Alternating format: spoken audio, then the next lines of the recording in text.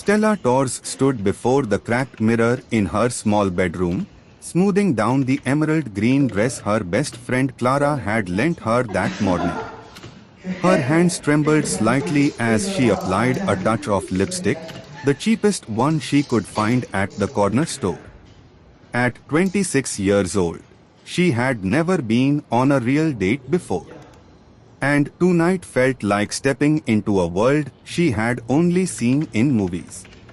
For the past 4 years, Stella had worked as a housekeeper in the sprawling estate of Julian Whitfield, one of the wealthiest business owners in Los Angeles. His mansion was a palace of marble floors, crystal chandeliers, and rooms so vast they seemed to echo with emptiness. Stella knew every corner of that house, every surface she polished until it gleamed, every window she cleaned until it sparkled. But to Julian, she was practically invisible, just another part of the machinery that kept his life running smoothly.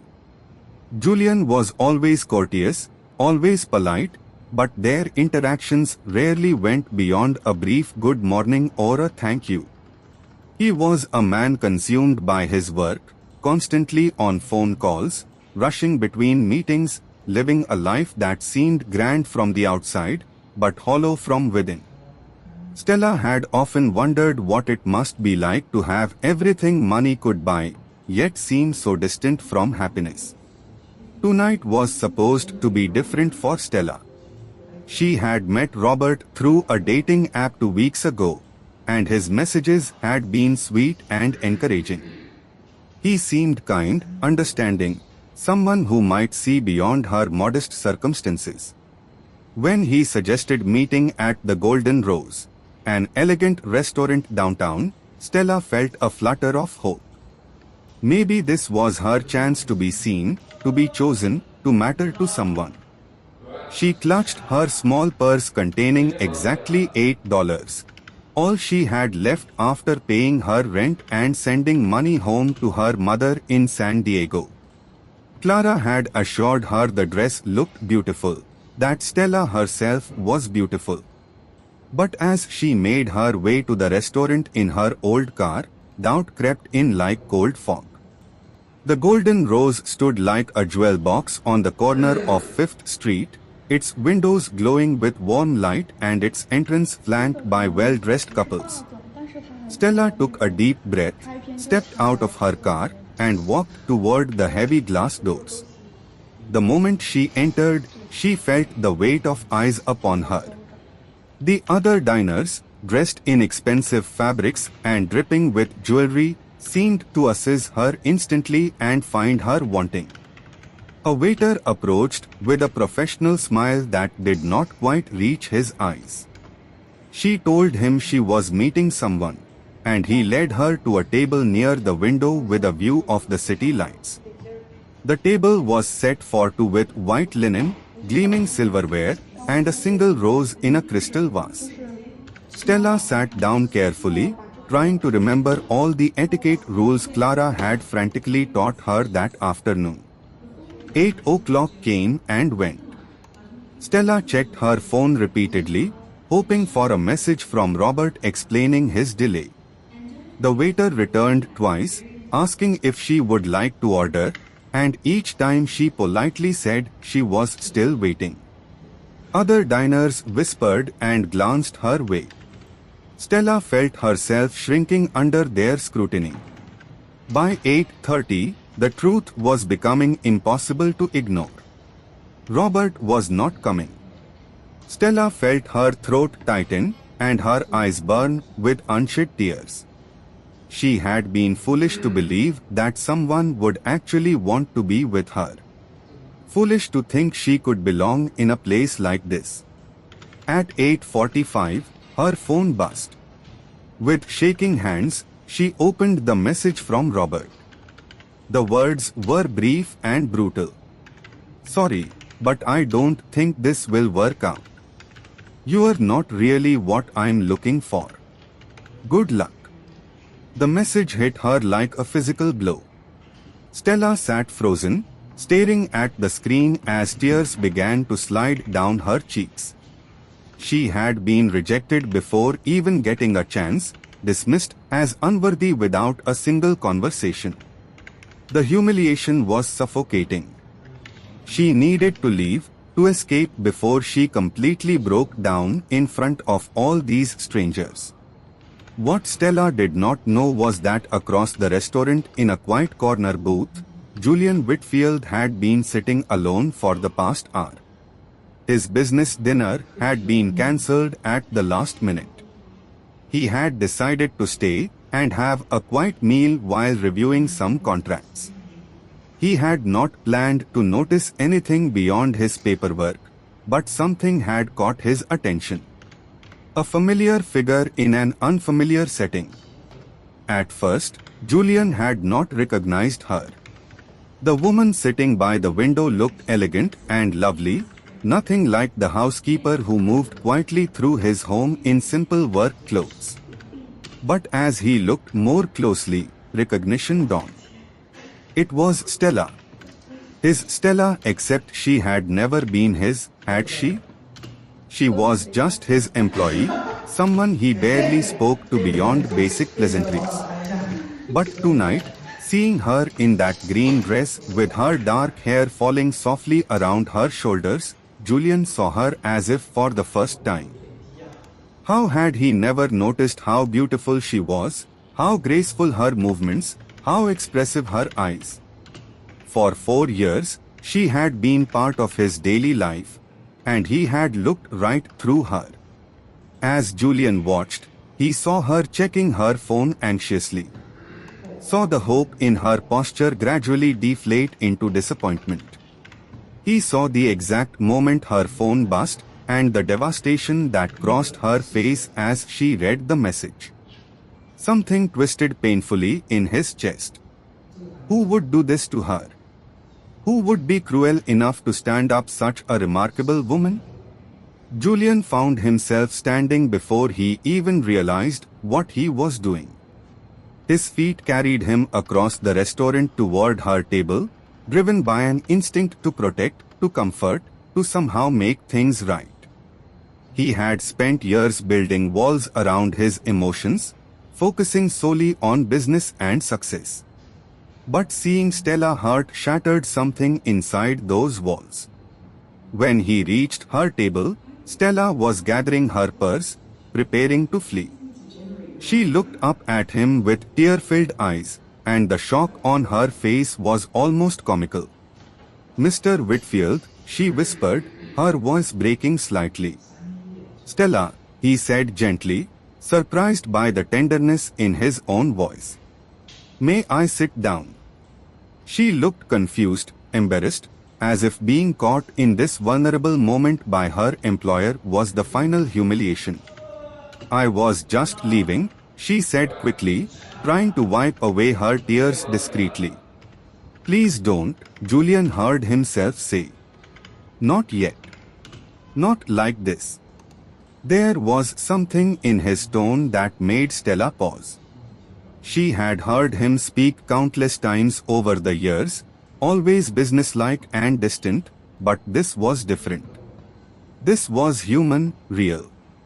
She nodded slowly and sat back down.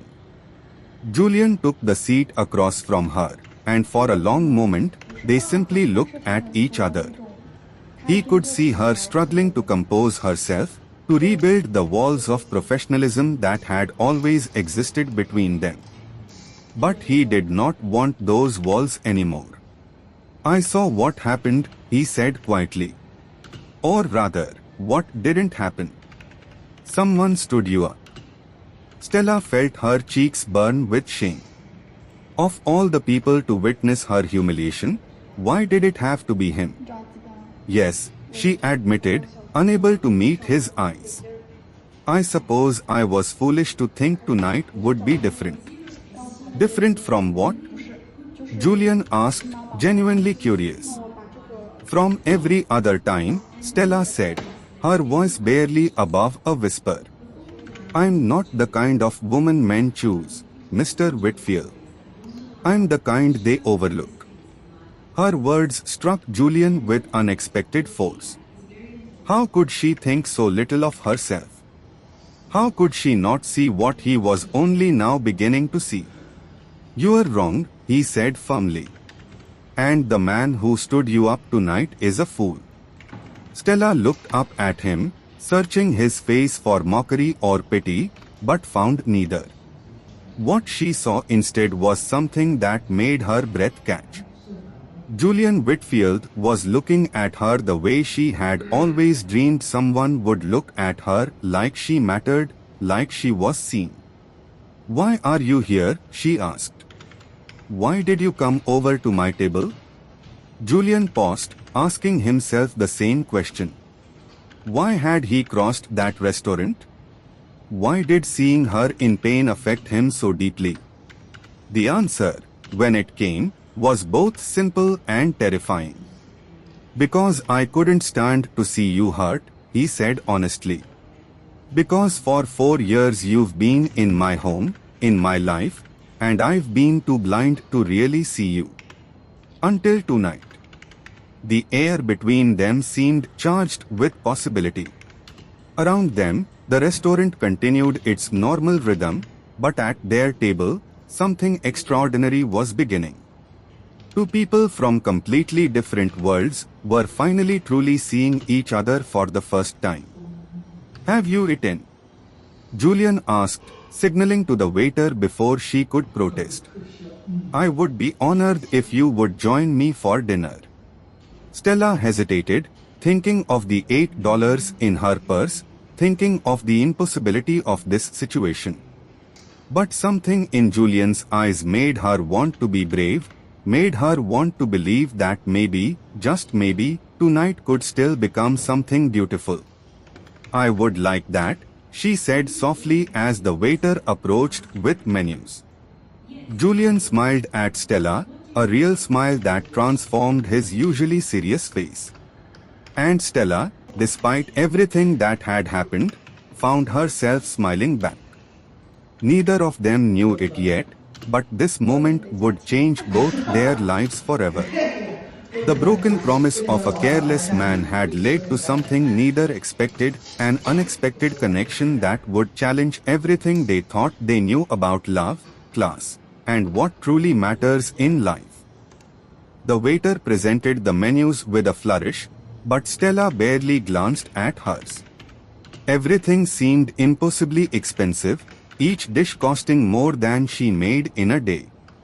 She felt Julian watching her, and when she looked up, he was smiling gently. "Order anything you like," he said. "Tonight, let's forget about everything else. Just be two people sharing a meal." His words were kind, but Stella still felt the weight of their difference pressing down on her. "Mr. Whitfield, I appreciate this, but you don't have to." "Julian," he interrupted softly. "Please call me Julian. At least for tonight, can we set aside the fact that I'm your employer? Can we just be Stella and Julian?" Something in his voice, a vulnerability she had never heard before, made her relax slightly. "Julian," she repeated, testing how his name felt on her lips. It felt natural, right, as if she had been waiting years to say it this way.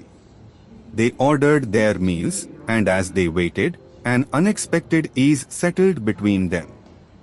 Julian asked her about her evening, and Stella found herself telling him about Robert. About the 2 weeks of messages that had made her feel special, about the hope that had bloomed and then died in the span of a few hours.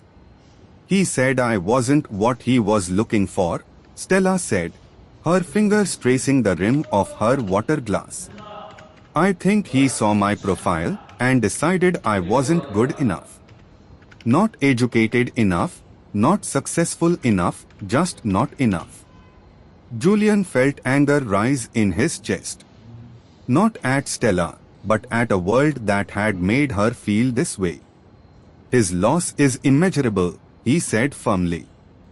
"And if I'm being honest, I'm grateful to him." Stella looked up in surprise. "Grateful? Why?" Because if he had shown up tonight, I wouldn't be sitting here with you right now, Julian said, holding her gaze. I wouldn't have finally opened my eyes to see what's been in front of me all this time. Their food arrived, and the conversation shifted naturally to other topics.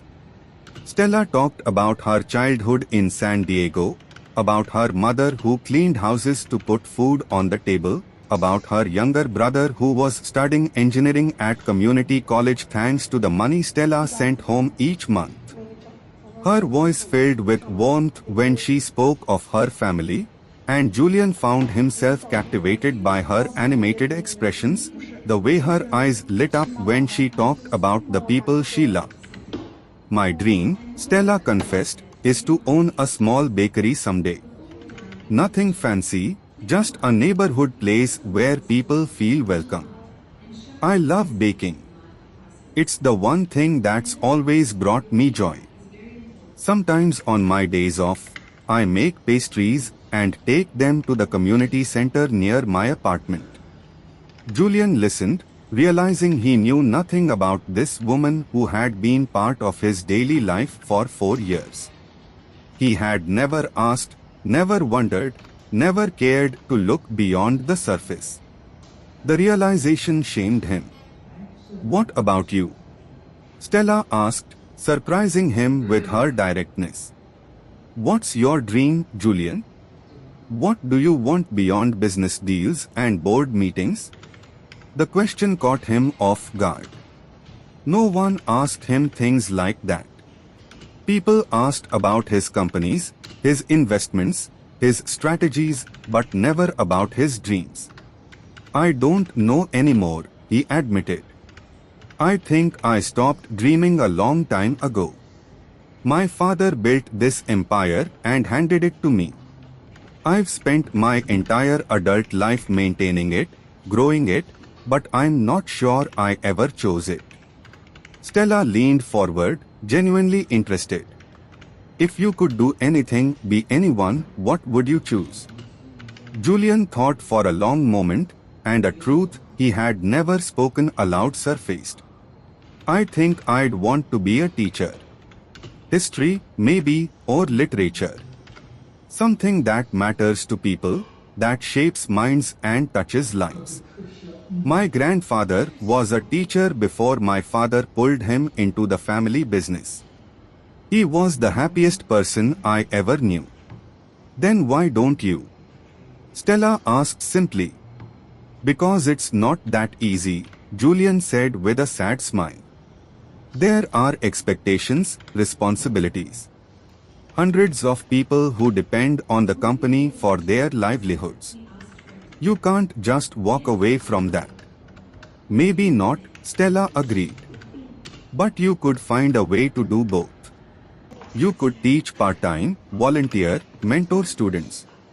There's always a way to feed your soul, Julian, even when duty feeds your body. Her wisdom struck him deeply. Here was a woman who had every reason to be bitter about life's unfairness, yet she spoke with hope and possibility. She worked a job that many would consider beneath her talents, yet she found joy in baking for strangers at a community center. She had been rejected and humiliated tonight, yet she sat here with grace and kindness. As the evening progressed, Julian found himself sharing things he had never told anyone. He spoke about the loneliness of his childhood in a house full of staff but empty of affection. He described his parents' cold marriage, more business partnership than love story. He admitted that at 42 years old, he had dated many women but never truly connected with any of them. They see the money, the lifestyle, the opportunities I represent, he said. But no one sees me, the real me. The man who sometimes wishes he could just be ordinary, have simple Sunday dinners with family, worry about everyday things instead of stock markets and merger agreements. Stella reached across the table and, in a gesture that surprised them both, placed her hand over his. I see you, Julian. Maybe for the first time. We are both really seeing each other. The touch of her hand sent warmth through him, a feeling he could not quite name, but that felt like coming home after a long journey. They sat like that for a moment, connected across a table in a restaurant full of strangers. Two souls recognizing something essential in each other. When the waiter brought the check, Julian paid without hesitation, brushing aside Stella's half-hearted protest. They walked out into the cool Los Angeles night, neither wanting the evening to end. The city lights sparkled around them, and a gentle breeze carried the scent of jasmine from nearby gardens. "Thank you," Stella said as they stood by her car. "This night started as the worst of my life, but you turned it into something beautiful. I'll never forget your kindness." "It wasn't kindness," Julian said, stepping closer. "It was selfishness. I didn't want to see you leave. I didn't want to lose the chance to know you." Stella looked up at him, and in the glow of the street lights, Julian thought she was the most beautiful thing he had ever seen. Not because of the dress or the makeup, but because of the light that came from within her, a light that had always been there, but that he had been too blind to see. "Can I see you again?" he asked, his voice uncertain in a way that was completely foreign to him. Not as employer and employee, but as Julian and Stella. "Can we do this again?" Stella knew she should say no. She knew that crossing this line could complicate everything, could cost her the job she desperately needed, could end in heartbreak when reality reasserted itself. But looking into Julian's eyes, seeing vulnerability and hope reflected there, she found herself nodding. "Yes," she whispered. "I'd like that very much." Julian smiled, and before he could second-guess himself, he leaned down and gently kissed her forehead. It was a chaste kiss, respectful, but it promised something more. Something neither of them quite dared to name yet. "I'll call you tomorrow," he said. "We'll figure this out together." As Stella drove home that night, her mind spun with the impossibility and wonder of what had happened. She had gone to that restaurant expecting nothing, and had found something she never knew she was searching for, a connection that transcended all the barriers society had built between people like her and people like Julian. Meanwhile, Julian stood in the parking lot long after her car had disappeared, feeling more alive than he had in years. The careful, controlled life he had built suddenly seemed like a cage, and Stella was the key that might finally set him free. The next morning, Stella arrived at the mansion for work with butterflies in her stomach. She half expected everything to have changed, for Julian to pretend the previous night had never happened. But when she entered through the kitchen door, she found him there, something that had never happened before. He was making coffee, and when he saw her, his face lit up with a genuine smile that took her breath away. "Good morning, Stella," he said warmly. "I made extra coffee. Would you join me on the terrace for a few minutes before you start your day?" It was a simple invitation, but it held the promise of something more. As they sat together watching the sunrise, sipping coffee, and talking easily, both knew their lives had irrevocably changed. The question was not whether they felt something powerful between them, that was undeniable. The question was whether they had the courage to pursue it, despite everything that stood in their way. Over the following weeks, they fell into a new rhythm. Stella worked during the day, maintaining professionalism. But in the evenings, after her official hours ended, they would meet. Sometimes they cooked dinner together in his vast kitchen, Julian learning to make her grandmother's recipes while Stella taught him with patient humor. Sometimes they watched old movies in his home theater, sitting close enough to feel each other's warmth. Sometimes they simply talked for hours, sharing dreams and fears and everything in between. Julian discovered that Stella had a quick wit that made him laugh, something he had not done freely in years. She introduced him to her world, taking him to the community center where she volunteered, showing him the small joys she found in everyday life. Through her eyes, he began to see richness in simplicity, value in things money could not buy. Stella, for her part, saw depths in Julian that his public persona never revealed. She learned about his secret donations to schools and hospitals, contributions he never publicized. She discovered his love of poetry, finding worn volumes of Pablo Neruda and Rumi hidden in his study. She realized that beneath the businessman was an artist's soul, starved for beauty and meaning. But their growing closeness could not remain secret forever. And when the world discovered their relationship, they would face their greatest test.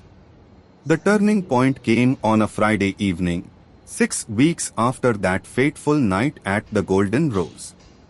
Julian had invited Stella to a charity gala, a public event where his appearance always attracted attention. For weeks, he had been carefully introducing the idea of their relationship to his inner circle, testing the waters. But nothing had prepared either of them for the storm that would follow. Stella wore a stunning navy blue gown that Julian had insisted on buying for her. And when they arrived at the Beverly Hills Hotel together, cameras flashed like lightning. Reporters shouted questions. Society matrons whispered behind their champagne glasses. And Julian felt Stella's hand tremble in his. "We can leave if you want," he murmured in her ear. "Just say the word." But Stella straightened her spine and lifted her chin. "No," she said firmly. "I'm tired of hiding. I'm tired of feeling like I should be ashamed of who I am or what I feel for you." Her courage humbled him. Together, they walked into that ballroom like warriors entering battle. And in many ways, that's exactly what it was. The reactions were immediate and brutal. Eliza Whitfield, Julian's mother, cornered them within minutes. Her diamond necklace glittered coldly as she looked Stella up and down with undisguised contempt. "Julian, darling," she said in a voice dripping with false sweetness, "who is your little friend?" "Mother," Julian said with steel in his voice, "this is Stella Torres, the woman I love." The words hung in the air like a thunderclap. It was the first time Julian had said them aloud, the first time he had claimed their relationship so publicly, so definitively. Stella's eyes flew to his face, wide with shock and something that looked like joy. Eliza's face hardened. "Don't be ridiculous. She's your housekeeper, for heaven's sake. This is some sort of rebellion phase, and it ends tonight." "No, Mother," Julian said calmly. "What ends tonight is me living according to your expectations instead of my own heart. Stella is not a phase. She is the most real, most honest, most beautiful thing that has ever happened to me." Other guests were gathering now, sensing drama, their phones undoubtedly recording every word. Eliza realized she was losing control of the situation and changed tactics. "Think about the family reputation," she hissed. "Think about the business. Your board of directors will never accept this. You're throwing everything away for what?" "For her." "Yes," Julian said simply. "For her. And I'd do it again every single time." Stella felt tears threatening but refused to let them fall. She would not give these people the satisfaction of seeing her break. Mrs. Whitfield, she said with quiet dignity, I understand that you don't approve of me, and I can accept that. But I want you to know that I love your son with all my heart. Not his money, not his status, just him. The man who makes me laugh, who listens to my dreams, who sees me as I truly am. And I think he deserves to be loved that way. Something flickered in Eliza's eyes, surprise, perhaps, or recognition. She opened her mouth to respond, but before she could, Julian's younger sister, Alicia, pushed through the crowd. Finally, Alicia said with a genuine smile, approaching Stella and taking her hands. Someone real. Thank God. I was beginning to think Julian would end up with another one of those plastic society clones who only wanted his credit cards. The unexpected support shifted the atmosphere slightly. Alicia had always been the rebel of the family, the one who had walked away from the family business to become a social worker. She had felt the same suffocating expectations Julian had lived under. But the battle was far from over. In the days that followed, the media exploded with the story. Billionaire's Cinderella romance screamed one headline. Whitfield A dates his maid declared another, the words dripping with condescension. Online commenters were vicious, some claiming Stella was a gold digger, others accusing Julian of exploiting an employee. The pressure came from all sides. The Whitfield family board of directors called an emergency meeting, threatening to remove Julian from his position as CEO unless he ended the relationship. His mother organized interventions with therapists and lawyers. Business partners distanced themselves, afraid of being associated with scandal. But the most painful attacks came at Stella from her own community. Some of her friends accused her of betraying her roots, of thinking she was better than them now that she was with a rich man. Women at the community center where she volunteered stopped speaking to her. Anonymous messages called her a sellout, a traitor to her class. One evening, Julian found Stella in his study staring at financial reports with a troubled expression. The board gave me an ultimatum, he said quietly. End things with you, or they'll force me out of the company my family spent generations building. Stella felt her heart crack. She had known this might happen, but hearing it spoken aloud made it real.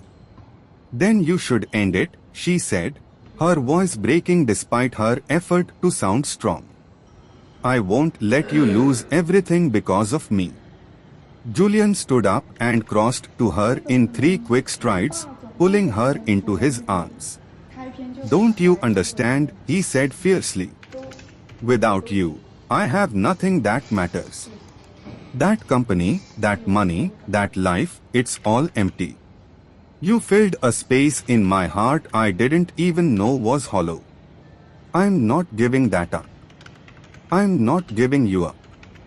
But your family, your work, everything you've built, Stella protested.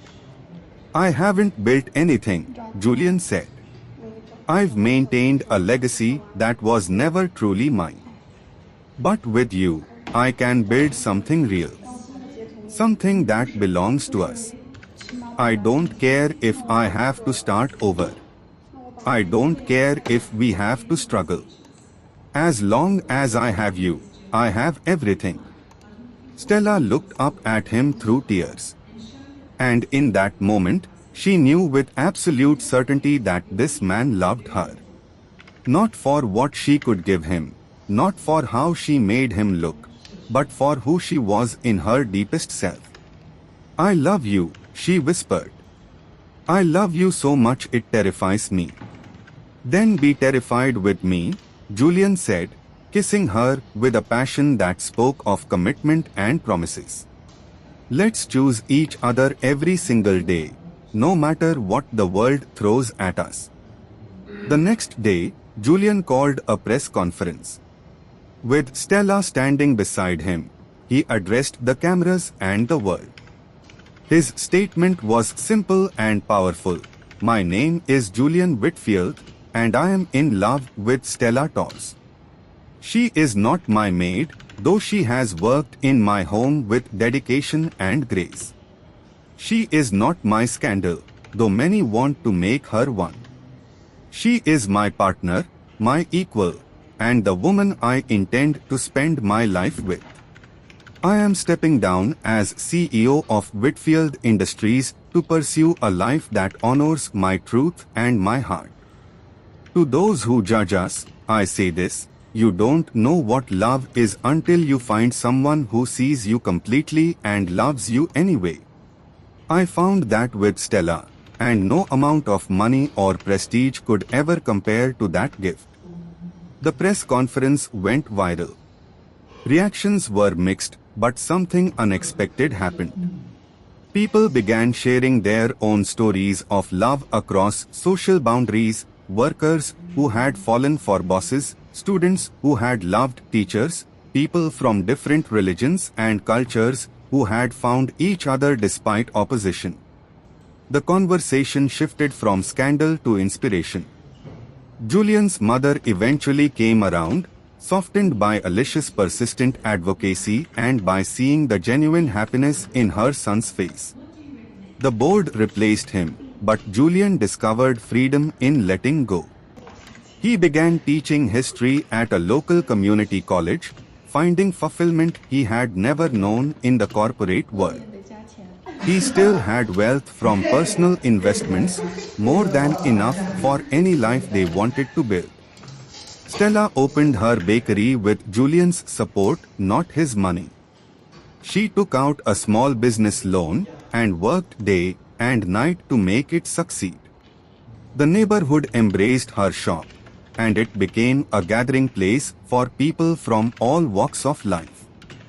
Julian often helped in the mornings before his classes, and regulars loved seeing the former billionaire CEO serving coffee with flour on his shirt. 6 months after that fateful charity gala, Julian proposed to Stella in the kitchen of her bakery, surrounded by the smell of fresh bread and the warmth of ovens. The ring was simple, not the massive diamond his mother had insisted he should buy, but a delicate band with a small sapphire that reminded him of the dress she had worn on their first night together. "Marry me," he said, kneeling on the flour-dusting floor. Not because of what we were, but because of what we are. To people who found each other when we weren't even looking. Who chose each other when the world said we shouldn't. Who built something real from what everyone thought was impossible. Yes, Stella said through happy tears. Yes, 1,000 times. Yes. Their wedding was small, held in the garden of Alicia's house, attended by the people who truly mattered.